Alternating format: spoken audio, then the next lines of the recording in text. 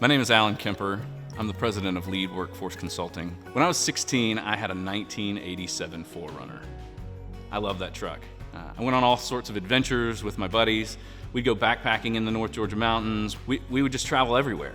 One summer I decided to take a trip. A couple hours into the trip, I started noticing that one of my gauges was doing funny. My engine temperature gauge was reading a little bit high. I pulled over on the side of the road and looked at it, and then made the very 16-year-old decision of ignoring the gauge and continuing to drive. It's probably not a surprise to you that several miles down the road, I was on the side of the road and I had done some pretty serious damage to my car. Turns out something as small as a water pump going out can really ruin your day.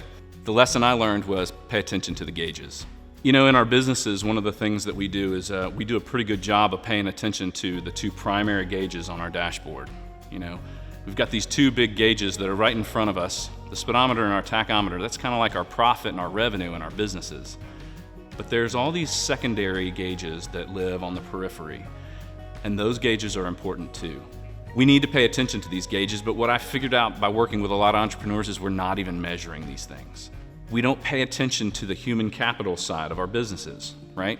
Just like the oil pressure gauge, the temperature gauge, and the fuel gauge are important gauges to look at from time to time. As you're driving, we need to pay attention to our leadership gauges, our employee engagement gauges, our culture gauges. These are the secondary gauges of our business that need to be paid attention to. If we ignore these gauges, we run the risk of letting a very small problem turn into a very big problem. We get to help our clients monitor and measure the human capital aspects of their business.